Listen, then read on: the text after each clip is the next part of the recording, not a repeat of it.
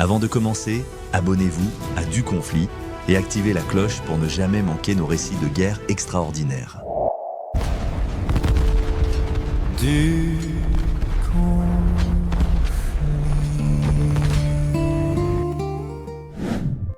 Novembre 1914. Le long de la frontière franco-allemande, quelque chose d'extraordinaire et de terrible se produisait. Ce qui avait commencé comme une guerre de mouvement rapide, où les généraux parlaient de victoire en quelques semaines, se transformait en quelque chose que personne n'avait prévu. Les armées s'enterraient. Des millions d'hommes creusaient dans la terre, créant un système de tranchées qui s'étendrait finalement de la mer du Nord jusqu'à la frontière suisse. Et dans ces tranchées, pendant 4 ans, des millions de soldats français, connus sous le nom de poilus, vivraient, combattraient et mouraient dans des conditions que l'humanité n'avait jamais connues auparavant. Ce qui allait se passer dans ces tranchées ne serait pas simplement une guerre. Ce serait une épreuve de l'esprit humain, un test de la capacité de l'homme à endurer l'inimaginable. Les poilus, ces soldats ordinaires venus de tous les coins de la France, allaient devenir les symboles d'une génération sacrifiée, d'une nation qui refusait de se rendre malgré des souffrances incroyables. Le terme poilu lui-même est révélateur. Littéralement, cela signifie « poilu », faisant référence aux barbes que les soldats laissaient pousser dans les tranchées faute de possibilité de se raser. Mais le terme portait des connotations plus profondes. En argot français, être poilu signifiait être viril, courageux, robuste. C'était un terme d'affection et de respect. Les poilus n'étaient pas des soldats professionnels pour la plupart. C'étaient des agriculteurs, des ouvriers, des enseignants, des employés de bureau, des artistes. C'étaient des hommes ordinaires arrachés à leur vie ordinaire et jetés dans l'enfer extraordinaire de la guerre des tranchées. Avant août 1914, la plupart de ces hommes n'avaient jamais quitté leur village natal. Maintenant, ils se trouvaient dans des trous creusés dans la boue, face à un ennemi qu'ils ne pouvaient souvent même pas voir, attendant la mort qui pouvait venir à tout moment d'un obus, d'une balle de tireur isolé ou d'une attaque au gaz. Les tranchées elles-mêmes étaient des structures complexes qui évoluaient constamment tout au long de la guerre. Au début, c'était simplement des trous peu profonds creusés à la hâte pour offrir une protection contre les tirs d'armes légères. Mais à mesure que la guerre continuait, elles devenaient des systèmes élaborés avec plusieurs lignes de défense. La tranchée de première ligne, où les poilus affrontaient directement l'ennemi, était généralement à seulement quelques centaines de mètres, parfois seulement quelques dizaines de mètres, de la tranchée ennemie. Derrière celle-ci se trouvait la tranchée de soutien, puis la tranchée de réserve.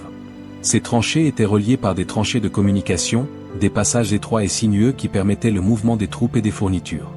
Le tout était protégé par des barbelés, des champs de mines et des postes d'observation. Les conditions de vie dans ces tranchées défiaient toute description.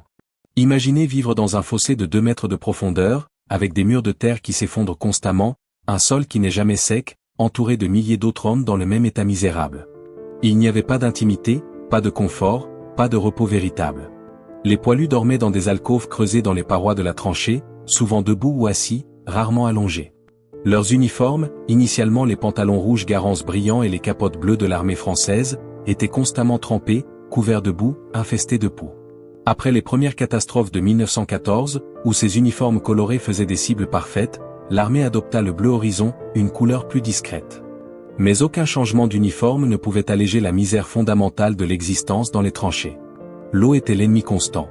La pluie, qui tombait fréquemment dans cette région de la France, transformait les tranchées en rivières de boue.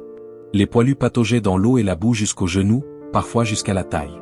Leurs pieds, constamment mouillés, développaient ce qu'on appelait le pied de tranchée, une condition douloureuse et débilitante où la chair commençait littéralement à se décomposer.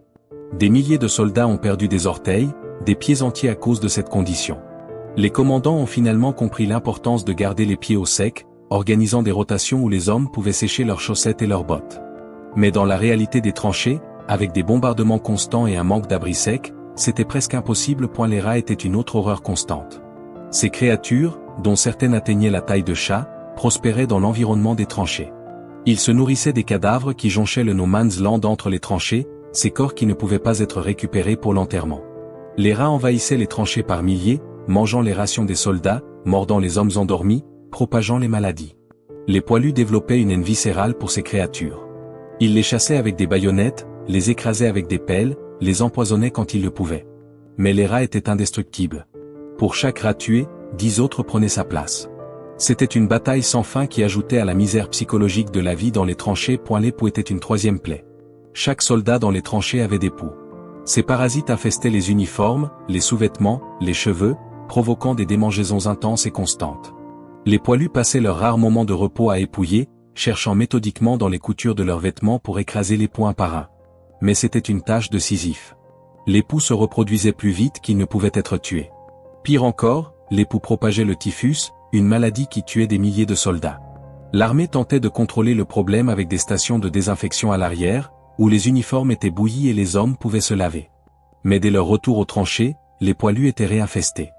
La nourriture dans les tranchées était monotone et souvent insuffisante. La ration de base du poilu comprenait du pain, souvent rassis ou moisi, du vin, du café et un ragoût appelé rata. Ce rata était un mélange de viande en conserve, généralement du bœuf de qualité médiocre surnommé singe, et de légumes. Il était cuit à l'arrière et transporté jusqu'aux tranchées dans de grandes marmites. Au moment où il arrivait, il était tiède au mieux, froid le plus souvent. En hiver, il gelait parfois. Les poilus mangeaient cette nourriture sans se plaindre, non parce qu'elle était bonne, mais parce qu'ils avaient faim et qu'il n'y avait rien d'autre. Occasionnellement, il y avait des luxes, du chocolat envoyé de l'arrière, des cigarettes, du fromage. Ces petits plaisirs étaient attendus avec impatience et savourés. Le vin mérite une mention spéciale. Les poilus recevaient une ration quotidienne de vin, généralement un quart de litre, parfois plus. Ce vin, appelé pinard, était crucial pour le moral. Il réchauffait, il détendait, il offrait un bref oubli des horreurs environnantes. Les soldats buvaient leur pinard avec une religiosité presque sacrée. Quand les rations de vin n'arrivaient pas, ce qui arrivait parfois en raison de problèmes logistiques, le moral chutait de manière mesurable. Les commandants comprenaient cela. Le pinard n'était pas un luxe, c'était une nécessité militaire. Il maintenait les hommes en état de combattre. Le bruit dans les tranchées était écrasant et incessant. Le grondement constant de l'artillerie, proche et lointaine, créait une cacophonie qui ne s'arrêtait jamais vraiment. Les poilus apprenaient à distinguer les sons, le sifflement d'un obus qui approchait, le craquement d'un tir de fusil, l'explosion d'une mine. Ce bruit constant avait des effets psychologiques profonds. Beaucoup de soldats développaient ce qu'on appelait l'obusite, un état de choc psychologique causé par l'exposition prolongée au bombardement. Ces hommes tremblaient de manière incontrôlable, ne pouvaient pas parler, étaient incapables de fonctionner. Au début de la guerre, ils étaient souvent accusés de lâcheté. Mais à mesure que la guerre continuait, même les officiers les plus endurcis reconnaissaient que c'était une véritable condition médicale, une blessure psychologique aussi réelle que n'importe quelle blessure physique. L'odeur dans les tranchées était tout aussi horrible que les autres conditions. C'était un mélange nauséabond de boue pourrie, d'excréments humains, car les latrines étaient souvent rudimentaires ou inexistantes, de cadavres en décomposition dans le no man's land, de gaz de créosote utilisés pour désinfecter, de fumée de poudre à canon, de sueur de milliers d'hommes qui ne pouvaient pas se laver. Cette odeur imprégnait tout. Elle s'infiltrait dans les uniformes, dans les cheveux, dans la peau. Les poilus ne pouvaient jamais y échapper. Même des années après la guerre, beaucoup de vétérans disaient qu'ils pouvaient encore sentir les tranchées, que cette odeur les hantait dans leurs rêves. Le danger dans les tranchées était constant et omniprésent. La mort pouvait venir à tout moment, de n'importe quelle direction. Les tireurs isolés allemands, cachés dans leurs propres tranchées ou dans des postes avancés, guettaient constamment toute tête qui apparaissait au-dessus du parapet. Un moment d'inattention, un coup d'œil trop long au-dessus du bord de la tranchée, et une balle trouvait sa cible. Les obus d'artillerie tombaient sans avertissement, explosant dans les tranchées, enterrant des hommes vivants, déchirant des corps en morceaux. Les mines, enterrées sous les tranchées par des tunneliers des deux côtés, explosaient soudainement, créant des cratères massifs et vaporisant littéralement des dizaines d'hommes. Il n'y avait pas de sécurité, pas de refuge. La chance seule déterminait qui vivrait et qui mourrait. Les attaques au gaz représentaient une terreur particulière. Le gaz toxique, introduit par les Allemands à Ypres en 1915, ajoutait une nouvelle dimension d'horreur à la guerre. Le gaz moutarde, le chlore, le phosgène, ces agents chimiques tuaient lentement et douloureusement. Les victimes du gaz mouraient en suffoquant, leurs poumons brûlés, leur peau couverte de cloques. Même ceux qui survivaient portaient souvent des blessures permanentes, la cécité, des problèmes respiratoires chroniques. Les masques à gaz offraient une certaine protection, mais ils étaient inconfortables, limitaient la vision et n'étaient pas toujours disponibles ou fonctionnels. L'alerte au gaz créait une panique instantanée dans les tranchées, les hommes se précipitant pour mettre leurs masques, espérant qu'ils fonctionneraient, priant pour que le vent porte le gaz dans une autre direction. Les attaques par-dessus le parapet, ce qu'on appelait going over the top en anglais, étaient les moments les plus terrifiants pour les poilus. Ces attaques suivaient généralement un bombardement d'artillerie massif censé détruire les défenses ennemies. Puis, au signal, généralement un coup de sifflet, les hommes grimpaient par-dessus le parapet et avançaient à travers le no man's land vers les tranchées ennemies. C'était souvent un suicide. Les défenses allemandes, les mitrailleuses, les barbelés, l'artillerie, fauchaient les attaquants par vagues. Des milliers d'hommes tombaient en quelques minutes, leur corps s'empilant dans le no man's land. Pourtant, les attaques continuaient, vague après vague, les officiers croyant que la volonté et les nombres finiraient par percer les défenses ennemies. C'était rarement le cas. Verdun, en 1916, représentait l'apogée de l'horreur des tranchées. Cette bataille, qui durerait 10 mois, deviendrait le symbole de la détermination française. Les Allemands, sous le commandement du général Erich von Falkenhayn, avaient choisi Verdun précisément parce qu'ils savaient que la France défendrait cette forteresse historique à tout prix. Leur stratégie était de saigner à blanc l'armée française, de tuer tellement de soldats que la France serait forcée de demander la paix. Mais les Français, sous le commandement du général Philippe Pétain, ont résisté avec une détermination féroce. Le slogan de Verdun était simple et puissant, « Ils ne passeront pas ». Et ils n'ont pas passé. Mais le coup était inimaginable. Plus de 700 000 hommes, français et allemands combinés, sont tombés à Verdun. Le paysage lui-même a été transformé, les forêts réduites en champs de souches brisés, la terre retournée encore et encore par les obus jusqu'à ce qu'elle ressemble à la surface de la Lune. Pour les poilus qui ont combattu à Verdun, l'expérience était au-delà de l'enfer. Le bombardement d'artillerie était si intense que le sol tremblait constamment comme un tremblement de terre. Les hommes devenaient sourds à cause du bruit. La poussière et la fumée étaient si épaisses qu'on ne pouvait voir qu'à quelques mètres. Les tranchées étaient oblitérées, reconstruites, oblitérées à nouveau. Les hommes se battaient non pas dans des tranchées organisées, mais dans des trous de cratères, se déplaçant de cratère en cratère, se battant corps à corps avec l'ennemi. Les morts s'empilaient si vite qu'il n'y avait pas de temps pour les enterrer. Ils étaient simplement incorporés dans les parois des tranchées, leurs visages et leurs mains émergeant de la boue. Les vivants vivaient littéralement parmi les morts. Le système de rotation de Verdun, organisé par Pétain, était crucial pour maintenir la résistance française. Plutôt que de garder les mêmes unités en ligne jusqu'à ce qu'elles soient complètement détruites, Pétain a institué un système où presque toutes les unités de l'armée française passeraient du temps à Verdun. Les hommes combattaient quelques jours ou semaines, puis étaient relevés et envoyés à l'arrière pour récupérer. Cela signifiait que les pertes étaient réparties sur toute l'armée plutôt que concentrées dans quelques divisions. Cela signifiait également que presque chaque soldat français vivrait l'horreur de Verdun, créant une expérience partagée qui unifierait la nation dans la souffrance. La Somme, qui a commencé en juillet 1916 alors que Verdun faisait encore rage, était une offensive britannique et française destinée à soulager la pression sur Verdun. Le premier jour de la bataille de la Somme, le 1er juillet 1916, reste le jour le plus meurtrier de l'histoire militaire britannique, avec près de 20 000 soldats britanniques tués en une seule journée. Les poilus, combattant aux côtés des Britanniques, ont également subi des pertes terribles. Mais ils ont continué à attaquer, jour après jour, semaine après semaine, mois après mois. La bataille de la Somme durerait jusqu'en novembre, faisant plus d'1 million de victimes combinées. Le territoire gagné se mesurait en kilomètres, parfois en mètres. Mais les généraux insistaient sur le fait que l'attrition fonctionnait, que l'ennemi serait finalement épuisé. La vie quotidienne dans les tranchées suivait certains rituels qui donnaient structure et sens à l'existence autrement chaotique. Le stand-to à l'aube et au crépuscule, quand tous les hommes devaient être à leur poste, prêts à repousser une attaque, marquait le début et la fin de chaque jour. Entre ces moments, il y avait les corvées, les tâches sans fin de maintenir les tranchées. Réparer les parois qui s'effondraient, pomper l'eau, transporter les fournitures, enterrer les morts, renforcer les barbelés, toutes ces tâches devaient être accomplies constamment. Puis il y avait les périodes d'attente, les longues heures où rien ne se passait, où les hommes s'asseyaient dans la boue, fumaient, écrivaient des lettres, parlaient à voix basse, pensaient. Les lettres étaient le lien vital entre les poilus et le monde extérieur. Les soldats écrivaient à leurs familles, à leurs épouses, à leurs mères, à leurs amis. Ces lettres, souvent censurées pour enlever toute information militaire sensible, étaient néanmoins des documents extraordinaires. Elles révélaient la vie intérieure des poilus, leurs peurs, leurs espoirs, leur nostalgie du foyer.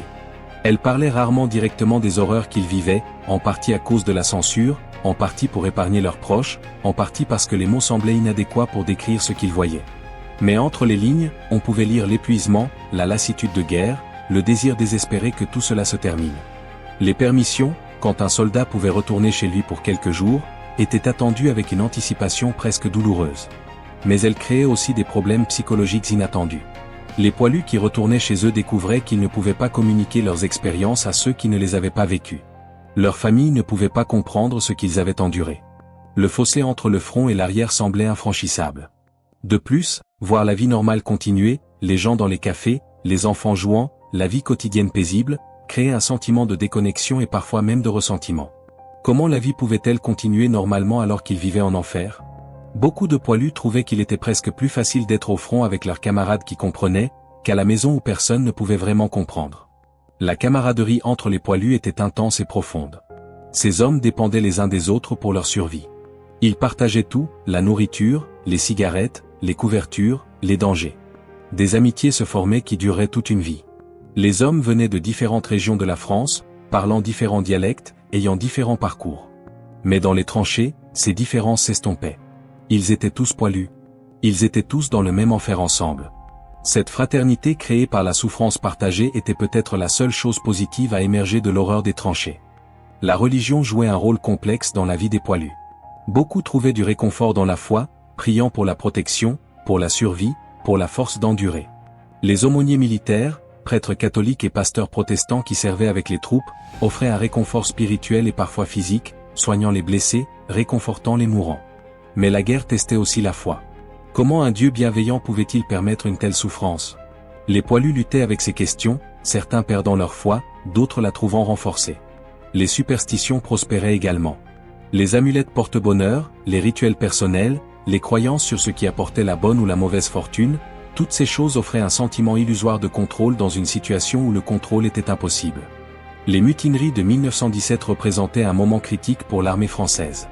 Après l'échec catastrophique de l'offensive Nivelle au printemps, où des dizaines de milliers de poilus ont été tués pour aucun gain territorial significatif, des unités entières ont refusé de continuer les attaques. Il est important de noter que ce n'était pas une mutinerie au sens traditionnel. Les poilus n'ont pas déserté. Ils n'ont pas attaqué leurs officiers. Ils ont simplement dit non à d'autres attaques suicidaires. Ils défendraient leur position, disaient-ils, mais ils n'attaqueraient plus. C'était une forme remarquable de protestation militaire disciplinée. Le haut commandement français, terrifié que la mutinerie ne se propage, a réagi avec un mélange de répression et de réforme. Quelques meneurs ont été exécutés, 55 au total, bien que le nombre exact reste débattu. Mais le nouveau commandant en chef, Philippe Pétain, le héros de Verdun, a également institué des réformes. Les permissions ont été augmentées. Les conditions de vie ont été améliorées dans la mesure du possible. Les attaques massives ont été arrêtées. L'armée française continuerait à se battre, mais différemment. Les armes utilisées dans la guerre des tranchées évoluaient constamment.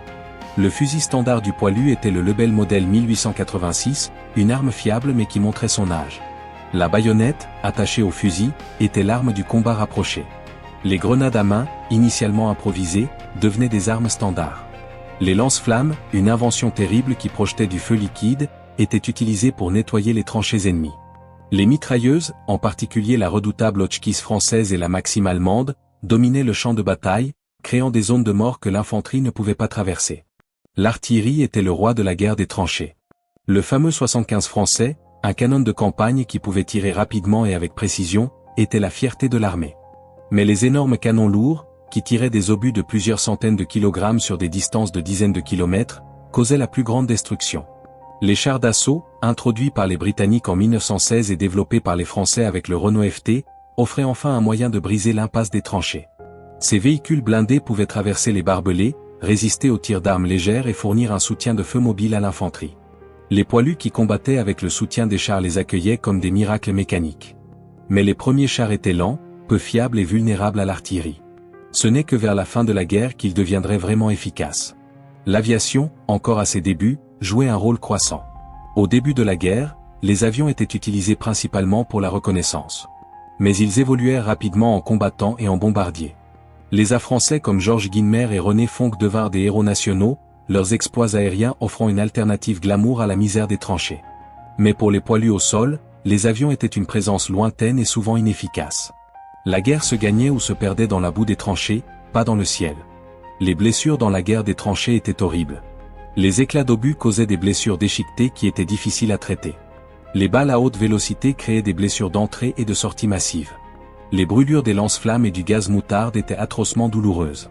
Les services médicaux, bien qu'améliorés considérablement pendant la guerre, étaient souvent débordés. Les postes de secours dans les tranchées offraient les premiers soins. Les blessés étaient ensuite transportés, souvent sous le feu, vers les hôpitaux de campagne à l'arrière. Les médecins et infirmières travaillaient dans des conditions impossibles, effectuant des amputations, traitant les infections, essayant de sauver ce qui pouvait l'être. La pénicilline n'existait pas encore, donc les infections tuaient beaucoup de ceux qui survivaient initialement à leurs blessures. Les gueules cassées, les soldats qui avaient subi des blessures faciales défigurantes, représentaient un aspect particulièrement tragique de la guerre. Les éclats d'obus et les balles détruisaient les visages, laissant des hommes méconnaissables. Les chirurgiens pionniers développaient de nouvelles techniques de chirurgie reconstructive, créant des prothèses faciales, tentant de restaurer une apparence de normalité. Mais beaucoup de ces hommes passaient le reste de leur vie portant des masques pour cacher leurs blessures, isolés socialement, symbole vivant de l'horreur de la guerre. L'impact psychologique de la guerre des tranchées était profond et durable. L'exposition prolongée au danger, à la mort, à la souffrance créait des traumatismes qui ne guérissaient jamais complètement. Ce qu'on appelait alors neurasthénie ou obusite serait reconnu plus tard comme un trouble de stress post-traumatique. Les vétérans souffraient de cauchemars, de flashbacks, d'anxiété, de dépression. Beaucoup ne pouvaient pas réintégrer la vie civile. Ils avaient été changés fondamentalement par ce qu'ils avaient vécu. La génération qui avait combattu dans les tranchées porterait ces cicatrices psychologiques pour le reste de leur vie. Les femmes, bien qu'absentes des tranchées de première ligne, jouaient des rôles cruciaux dans l'effort de guerre. Elles travaillaient dans les usines d'armement, produisant les obus et les armes. Elles servaient comme infirmières dans les hôpitaux de campagne et à l'arrière. Elles maintenaient les fermes et les commerces fonctionnant pendant que les hommes étaient au front. Elles écrivaient les lettres qui maintenaient le moral des poilus. Les marraines de guerre, des femmes qui correspondaient avec des soldats qui n'avaient pas de famille, offraient un réconfort émotionnel essentiel. Sans la contribution des femmes, la France n'aurait pas pu soutenir l'effort de guerre. La propagande jouait un rôle important dans le maintien du moral à l'arrière et au front. Les journaux, contrôlés par la censure militaire, présentaient une version sanitisée de la guerre. Les victoires étaient exagérées. Les défaites étaient minimisées. Les conditions dans les tranchées n'étaient jamais honnêtement décrites. Les affiches de recrutement et de soutien à l'effort de guerre présentaient des images héroïques de soldats courageux défendant la patrie. Cette propagande était nécessaire pour maintenir le soutien public à une guerre qui durait bien plus longtemps que quiconque ne l'avait prévu. Mais elle créait aussi un fossé entre la réalité du front et la perception à l'arrière. Les colonies françaises contribuaient significativement à l'effort de guerre. Des soldats venaient d'Afrique du Nord, de l'Afrique subsaharienne, d'Indochine. Ces tirailleurs sénégalais, comme on les appelait génériquement, servaient dans des unités séparées et faisaient face à la discrimination. Mais ils combattaient avec courage et subissaient des pertes proportionnellement élevées. Leur contribution serait longtemps sourd connue dans la mémoire française de la guerre. Ce n'est que des décennies plus tard que leurs sacrifices commenceraient à recevoir la reconnaissance qu'ils méritaient. La fin de la guerre, le 11 novembre 1918, est arrivée presque soudainement. Après 4 ans de guerre d'usure, l'armée allemande s'est finalement effondrée. Les offensives alliées du printemps et de l'été 1918, utilisant de nouvelles tactiques combinant infanterie, chars et aviation, avaient percé les défenses allemandes. L'Allemagne, épuisée, affamée par le blocus naval, sa population civile en révolte, a demandé un armistice. À 11h le 11 novembre, les armes se sont tues. Le silence qui est tombé sur le front occidental était presque aussi choquant que le bruit constant avait été. Pour les poilus qui avaient survécu, l'émotion était complexe. Il y avait un soulagement écrasant que c'était fini, qu'ils avaient survécu. Mais il y avait aussi du chagrin pour les camarades tombés, de l'épuisement profond, et une incertitude sur ce qui viendrait ensuite. Le retour à la vie civile était extraordinairement difficile pour beaucoup de poilus. Ils avaient passé des années dans un monde où les règles normales de la société ne s'appliquaient pas, où la violence était quotidienne, où la mort était omniprésente. Comment pouvaient-ils revenir à la vie ordinaire après cela? Beaucoup trouvaient que leur famille et leur communauté ne comprenaient pas ce qu'ils avaient vécu. Ils ne pouvaient pas parler de ce qu'ils avaient vu, en partie parce que les mots semblaient inadéquats, en partie parce qu'ils voulaient protéger leurs proches de ces horreurs. Ce silence créait une barrière invisible entre les vétérans et ceux qui n'avaient pas servi. Les anciens poilus se rassemblaient souvent ensemble, trouvant du réconfort dans la compagnie de ceux qui avaient partagé l'expérience des tranchées. Ils formaient des associations d'anciens combattants qui deviendraient des forces politiques puissantes dans la France de l'entre-deux-guerres. Le bilan humain de la guerre était stupéfiant. La France avait mobilisé plus de 8 millions d'hommes pendant la guerre. De ce nombre, environ 1 400 000 étaient morts, 3 millions blessés. Presque chaque famille française avait perdu quelqu'un, un père, un fils, un frère, un mari. Des villages entiers avaient perdu presque toute leur génération de jeunes hommes.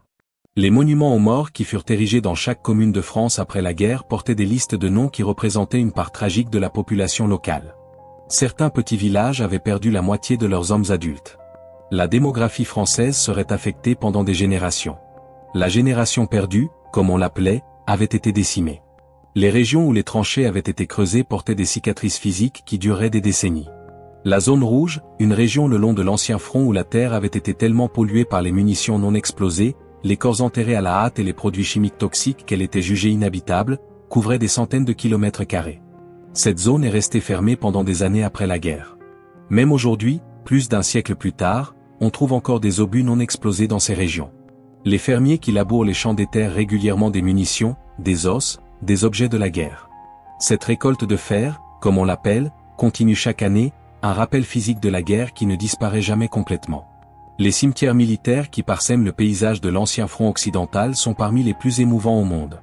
Des rangées sans fin de croix blanches, des ossuaires contenant les restes de milliers de soldats non identifiés, des monuments massifs commémorant les disparus dont les corps n'ont jamais été retrouvés. Verdun possède l'ossuaire de Douaumont, qui contient les restes de 130 000 soldats français et allemands non identifiés. Ces cimetières ne sont pas simplement des lieux de repos. Ce sont des sanctuaires, des rappels permanents du coût de la guerre, des monuments à une génération sacrifiée. La mémoire de la Grande Guerre et des poilus qui l'ont combattue a évolué au fil des décennies. Dans l'immédiat après-guerre, il y avait une volonté de célébrer le sacrifice héroïque, de donner un sens à la perte massive en l'encadrant comme un sacrifice noble pour la patrie. Les poilus étaient présentés comme des héros, des défenseurs de la civilisation contre la barbarie. Mais à mesure que les années passaient et que les horreurs de la guerre devenaient plus largement connues, cette narration héroïque a été compliquée par une reconnaissance de la souffrance inutile, du gaspillage de vie jeunes, de l'incompétence des commandements militaires qui avaient ordonné attaque après attaque sans égard pour les pertes. Les années 1920 et 30 ont vu une vague de littérature sur la guerre. Des romans comme Le Feu d'Henri Barbus, qui avait lui-même servi comme poilu, offraient des descriptions réalistes et brutales de la vie dans les tranchées. Ces œuvres rejetaient l'héroïsme romantique et insistaient sur l'horreur, la futilité et l'absurdité de la guerre. Elles présentaient les poilus non pas comme des héros glorieux, mais comme des victimes d'un système qui les avait broyés sans pitié. Cette littérature anti-guerre trouvait un public réceptif dans une population qui avait perdu tant de proches et qui était déterminée à ce qu'une telle guerre ne se reproduise jamais.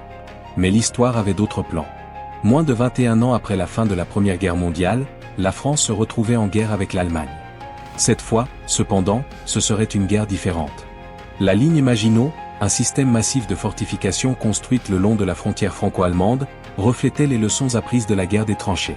Les stratèges militaires français, traumatisés par les pertes de la Grande Guerre, avaient conclu que la défense était supérieure à l'attaque. Ils se préparaient à se battre à nouveau dans les tranchées. Mais les Allemands, eux aussi, avaient appris des leçons. Ils avaient développé la guerre éclair, une stratégie basée sur la vitesse, la mobilité et la concentration de force. Quand l'Allemagne a attaqué en mai 1940, elle a simplement contourné la ligne Maginot, traversant la Belgique comme elle l'avait fait en 1914. Cette fois, cependant, les défenses françaises se sont effondrées en quelques semaines. La France, qui avait résisté pendant 4 ans dans la Première Guerre mondiale, a capitulé en 6 semaines dans la Seconde. Cette défaite rapide en 1940 a créé une crise d'identité nationale pour la France. Comment la nation qui avait produit les héroïques poilus, qui avait résisté si courageusement à Verdun, pouvait-elle s'effondrer si rapidement? Les explications variaient. Certains blâmaient les généraux qui se préparaient à combattre la dernière guerre plutôt que la prochaine. D'autres blâmaient la société française elle-même, affirmant qu'elle était devenue décadente et pacifiste. Philippe Pétain, le héros de Verdun, devenu chef du régime de Vichy qui collaborait avec les nazis, incarnait cette contradiction tragique. L'homme qui avait été le sauveur de la France en 1916 devenait son traître en 1940. Après la Seconde Guerre mondiale, la mémoire de la Grande Guerre a été quelque peu éclipsée. La Seconde Guerre mondiale, avec ses propres horreurs, son génocide industrialisé, ses armes atomiques, semblait rendre la première presque dépassée. Mais pour ceux qui avaient vécu les tranchées, pour les poilus qui avaient survécu, leur guerre restait l'expérience déterminante de leur vie. Ils continuaient à se réunir lors des anniversaires, à visiter les cimetières, à honorer leurs camarades tombés. Et lentement, à mesure que la dernière génération de poilus s'éteignait dans les années 1980 et 90, il y avait un regain d'intérêt pour leur histoire. La mort du dernier poilu français, Lazare Ponticelli, en mars 2008, a marqué la fin d'une époque. Il n'y avait plus personne vivant qui avait combattu dans les tranchées de la Grande Guerre. L'histoire était devenue vraiment de l'histoire. Mais paradoxalement, cela a conduit à un intérêt renouvelé. Sans les témoins vivants, les historiens se sont tournés vers les lettres, les journaux intimes, les photographies, les objets matériels que les poilus avaient laissés derrière eux. Ces sources primaires offraient des aperçus intimes de l'expérience des tranchées que les récits officiels avaient souvent omis. Les fouilles archéologiques sur l'ancien front occidental ont révélé de nouvelles informations sur la vie quotidienne dans les tranchées. Des objets personnels, des outils, des armes, des restes de nourriture, tout cela aide à reconstituer l'expérience matérielle des poilus. Les tranchées elles-mêmes, bien que la plupart aient été comblées ou érodées, existent encore dans certains endroits, préservés comme sites historiques. Marcher dans ces tranchées reconstituées donne aux visiteurs modernes un aperçu, bien que pâle, de ce que c'était que de vivre dans ces conditions. L'héritage des poilus dans la culture française moderne est complexe. D'une part, Ils sont honorés comme des héros qui ont défendu la nation dans son moment de plus grand péril. Le 11 novembre, jour de l'armistice, reste un jour férié national en France, avec des cérémonies de commémoration dans tout le pays. Le symbole du coquelicot, fleur qui poussait sur les champs de bataille, est porté pour honorer les morts. Les monuments aux morts dans chaque village français sont des lieux de mémoire vivante.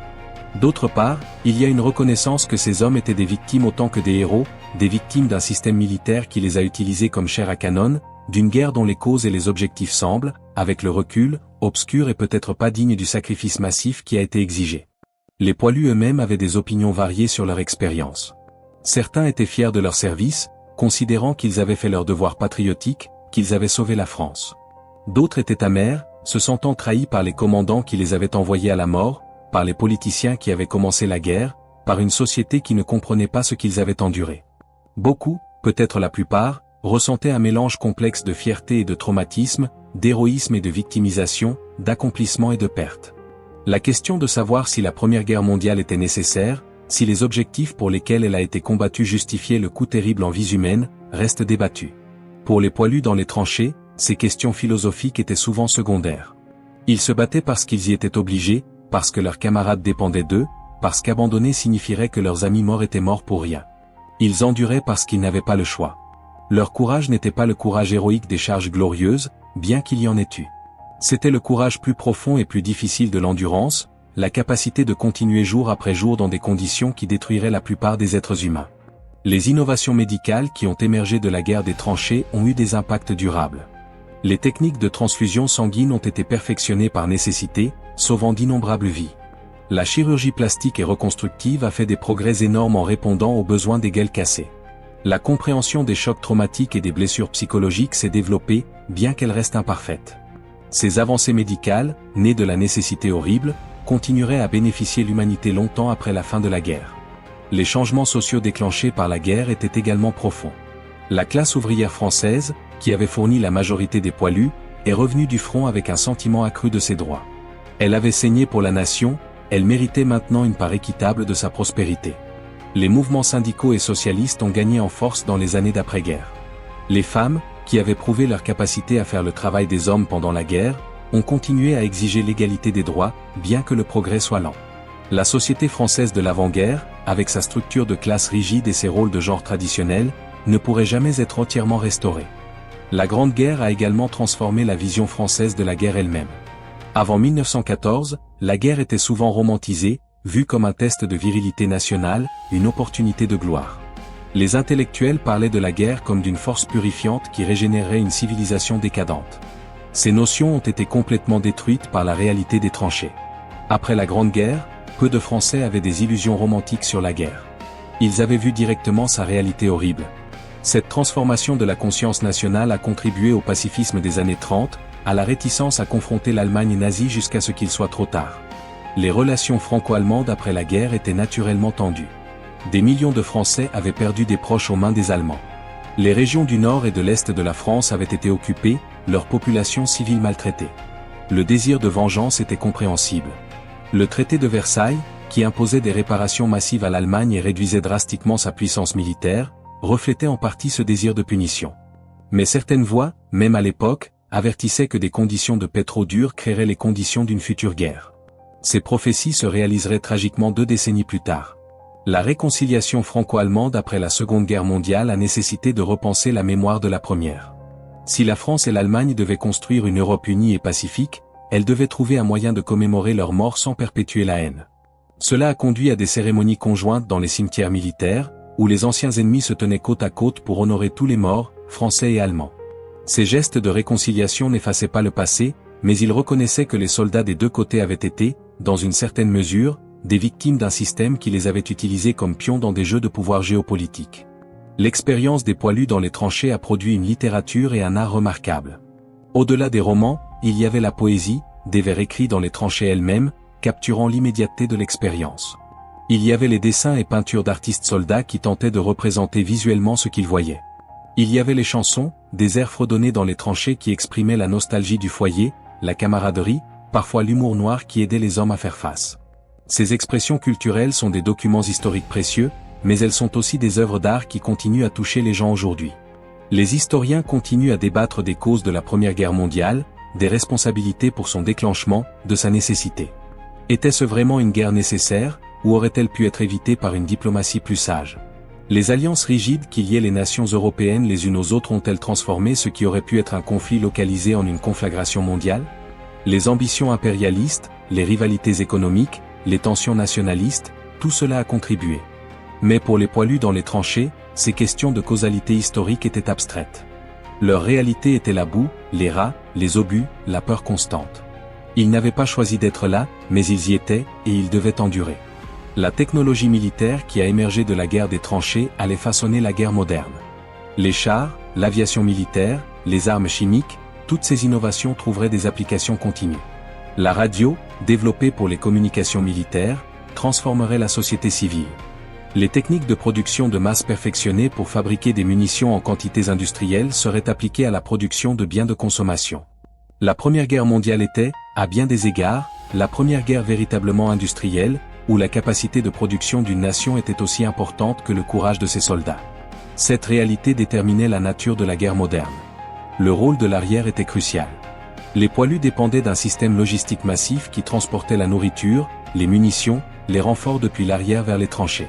Les trains, les camions, les chevaux, tous étaient mobilisés dans cet effort. Les usines en France travaillaient 24 heures sur 24 pour produire les obus que l'artillerie française tirait par millions. Les femmes dans ces usines, appelées munitionnettes, travaillaient dans des conditions dangereuses, manipulant des explosifs qui pouvaient et explosaient parfois.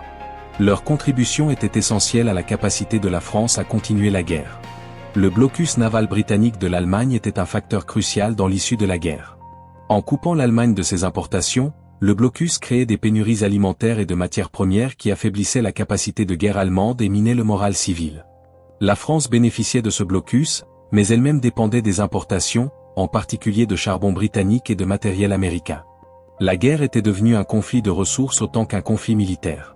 La nation qui pouvait mobiliser et soutenir ses ressources le plus longtemps gagnerait. L'entrée américaine dans la guerre en avril 1917 a été un tournant décisif. Les troupes américaines fraîches, bien qu'inexpérimentées, apportaient des nombres qui renouvelaient l'équilibre. Mais plus important encore, les ressources américaines, industrielles et financières, garantissaient que les Alliés pourraient continuer la guerre aussi longtemps que nécessaire. Pour les poilus épuisés qui avaient combattu pendant 3 ans, l'arrivée des Américains offrait un espoir concret que la fin pourrait être en vue. Les doubois américains, comme on les appelait, combattaient aux côtés des poilus dans les dernières offensives de la guerre. La grippe espagnole, qui a balayé le monde en 1918, a tué plus de personnes que la guerre elle-même. Dans les tranchées surpeuplées et insalubres, la maladie se propageait rapidement. Des unités entières étaient mises hors de combat non par l'ennemi, mais par la maladie. Cette pandémie, combinée avec l'épuisement de 4 ans de guerre, affaiblissait toutes les armées. Mais l'Allemagne, déjà affaiblie par le blocus, souffrait le plus. La grippe était un facteur, parmi d'autres, dans l'effondrement final de l'effort de guerre allemand. Les révolutions qui ont balayé l'Europe à la fin de la guerre étaient en partie causées par l'épuisement et la désillusion créée par 4 ans de carnage. La Russie était tombée dans la révolution en 1917, se retirant de la guerre. L'Allemagne, l'Autriche-Hongrie, l'Empire ottoman, tous ont connu des bouleversements révolutionnaires. En France, bien qu'il n'y ait pas eu de révolution, il y avait néanmoins des changements sociaux profonds. L'ancien ordre ne pouvait pas simplement être restauré. Les poilus qui revenaient exigeaient une société différente, plus juste, qui reconnaissait leurs sacrifices. Les poilus dans les tranchées développaient leur propre culture, leur propre langue, leur propre tradition. L'argot des tranchées, avec ses termes pour décrire les différents types d'obus, les différentes situations de combat, les différents aspects de la vie quotidienne, créait un langage partagé que seuls ceux qui avaient vécu l'expérience pouvaient pleinement comprendre. Les rituels comme le partage du pinard, le nettoyage collectif des armes, les moments de silence avant une attaque, créaient des liens qui transcendaient les mots. Cette culture des tranchées deviendrait une partie de l'identité collective des poilus, quelque chose qu'ils porteraient avec eux pour le reste de leur vie. La nourriture, bien que souvent monotone, prenait une importance symbolique énorme. Les colis envoyés de la maison, contenant du saucisson, du fromage, du chocolat, n'étaient pas simplement de la nourriture. C'étaient des connexions tangibles avec le monde qu'ils avaient laissé derrière eux, des rappels qu'il existait encore une vie normale quelque part au-delà des tranchées. Les poilus partageaient ces trésors avec leurs camarades, renforçant les liens de fraternité. Les repas spéciaux organisés pendant les périodes de repos à l'arrière, où les hommes pouvaient manger quelque chose de chaud et de substantiel, étaient des événements anticipés avec joie. Les permissions, ces brèves périodes loin du front, était à la fois une bénédiction et une malédiction. Retourner à la maison signifiait revoir les êtres chers, dormir dans un lit propre, manger de la vraie nourriture. Mais cela signifiait aussi confronter le fossé béant entre l'expérience du front et la vie à l'arrière. Les poilus trouvaient souvent qu'ils ne pouvaient pas parler de ce qu'ils avaient vécu. Comment pouvaient-ils expliquer à leurs épouses, à leur mère, à leurs enfants ce que c'était que de vivre dans la boue avec les rats et les cadavres? Comment pouvaient-ils décrire la terreur d'un bombardement, l'horreur de voir un ami déchiqueté par un obus? Alors ils restaient silencieux, ou parlaient de banalités, créant une distance émotionnelle qui était parfois aussi douloureuse que la séparation physique. Le retour aux tranchées après une permission était psychologiquement dévastateur. Avoir goûté à la normalité, à la sécurité, à la vie, puis devoir retourner à l'enfer des tranchées, c'était presque insupportable. Beaucoup de poilus disaient que les premiers jours après le retour étaient les plus difficiles, quand les souvenirs de la maison étaient encore frais et que la réalité des tranchées semblait encore plus horrible en comparaison. Mais graduellement, ils se réajustaient, se refermant émotionnellement, se concentrant sur la survie jour après jour. Les moments de beauté inattendus existaient même dans les tranchées. Un lever de soleil spectaculaire vu au-dessus du No Man's Land. Un oiseau qui chantait malgré les bombardements. Une fleur qui poussait miraculeusement dans la boue. Ces moments offraient de brefs rappels que la vie, la beauté, l'espoir existaient encore, que le monde n'était pas entièrement devenu un enfer. Les poilus s'accrochaient à ces moments, les chérissant comme des trésors précieux dans l'obscurité environnante. La musique jouait également un rôle important dans le maintien du moral. Les soldats chantaient, parfois des chansons patriotiques, plus souvent des chansons populaires ou des chansons composées dans les tranchées elles-mêmes. L'harmonica, petite et portable, était l'instrument préféré des tranchées. Sa musique mélancolique exprimait la nostalgie et la tristesse que les poilus ressentaient. Les concerts organisés pendant les périodes de repos, où des musiciens professionnels qui servaient comme soldats pouvaient jouer, étaient des événements profondément émouvants qui connectaient les hommes à leur humanité, à leur culture, à leur identité française. La religion, comme mentionné précédemment, offrait du réconfort à beaucoup. Les aumôniers qui servaient avec les troupes risquaient leur vie pour offrir les derniers sacrements aux mourants, pour tenir des services dans des conditions impossibles, pour simplement être présents comme représentants de quelque chose de plus grand que la guerre. Beaucoup de poilus qui n'avaient pas été particulièrement religieux avant la guerre trouvaient du réconfort dans la foi. D'autres perdaient leur foi face à l'horreur. Mais presque tous respectaient les aumôniers qui partageaient leurs dangers et leurs souffrances. Les superstitions proliféraient dans les tranchées. Les talismans porte-bonheur, des médailles religieuses, des photos de famille, des objets apparemment aléatoires qui avaient acquis une signification personnelle, étaient portés par presque tous les soldats. Ces objets offraient un sentiment illusoire de contrôle dans une situation où le contrôle était impossible. Si vous aviez votre talisman, peut-être seriez-vous protégé. Si vous suiviez certains rituels, peut-être survivriez-vous. Rationnellement, les poilus savaient que ces choses n'avaient pas de pouvoir réel. Mais émotionnellement, elles offraient du réconfort. L'humour, souvent noir et macabre, était une autre façon de faire face. Les poilus développaient un sens de l'humour qui aurait semblé choquant ou incompréhensible à ceux qui n'avaient pas vécu l'expérience des tranchées. Ils plaisantaient sur la mort, sur les conditions horribles, sur l'absurdité de leur situation. Cet humour n'était pas un signe de manque de sérieux ou de respect. C'était un mécanisme de survie psychologique, une façon de maintenir la santé mentale face à l'insupportable. Les amitiés formées dans les tranchées étaient d'une intensité unique. Ces hommes avaient vécu ensemble, combattu ensemble, vu leurs camarades mourir autour d'eux. Ils se connaissaient d'une manière que peu d'amitiés civiles atteignent. Ils avaient partagé les pires expériences que l'humanité peut infliger à elle-même. Ces amitiés duraient souvent toute une vie. Des décennies après la guerre, les anciens poilus se réunissaient régulièrement, trouvant du réconfort dans la compagnie de ceux qui comprenaient vraiment ce qu'ils avaient vécu. La fin de la guerre, quand elle est finalement venue, a apporté des émotions complexes.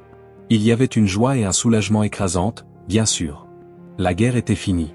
Ils avaient survécu. Ils pouvaient rentrer chez eux. Mais il y avait aussi du chagrin pour tous ceux qui n'avaient pas survécu, un sentiment de culpabilité du survivant. Pourquoi avait-il survécu alors que tant d'autres étaient morts? Il y avait aussi de l'anxiété sur ce qui viendrait ensuite. Après 4 ans de vie dans les tranchées, comment pourrait-il réintégrer la société normale? Avait-il encore une place dans ce monde? Le processus de démobilisation était long et souvent chaotique. Des millions d'hommes devaient être transportés des zones de front vers leur foyer à travers la France. Beaucoup devaient attendre des semaines ou des mois avant de pouvoir rentrer. Pendant cette période d'attente, ils vivaient dans des camps de transit, dans un état de limbe entre la guerre et la paix. L'impatience de rentrer chez eux était presque insupportable. Ils avaient survécu à la guerre, maintenant ils voulaient simplement retrouver leur vie. Quand ils sont finalement rentrés chez eux, beaucoup de poilus ont découvert que leur foyer n'existait plus, au moins pas comme ils les avaient laissés. Les régions qui avaient été sur ou près du front avaient été dévastées. Les maisons étaient détruites. Les fermes étaient en ruine.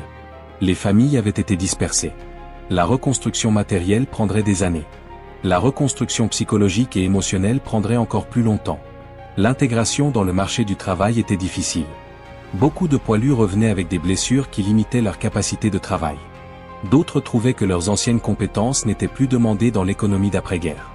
Le gouvernement offrait une certaine assistance, des pensions pour les blessés, des programmes de formation professionnelle.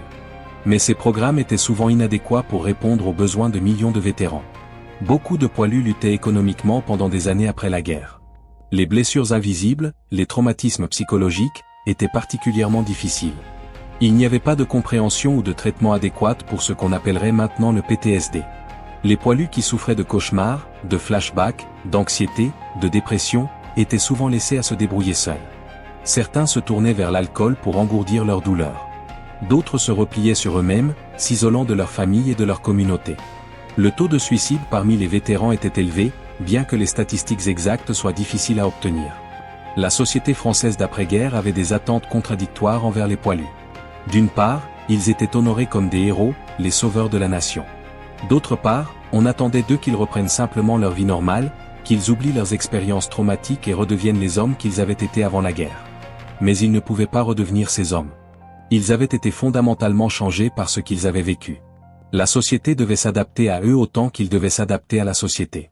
Les associations d'anciens combattants sont devenues des forces sociales et politiques puissantes dans la France de l'entre-deux-guerres. Ces organisations offraient un soutien mutuel aux vétérans, faisaient pression pour de meilleures pensions et services, et commémoraient les morts. Elles sont également devenues des voix politiques importantes, généralement pacifistes, opposées à toute politique qui pourrait mener à une autre guerre. Le slogan « Plus jamais ça » résumait leur position. Ils avaient vécu l'enfer de la guerre et étaient déterminés à ce que cela ne se reproduise jamais.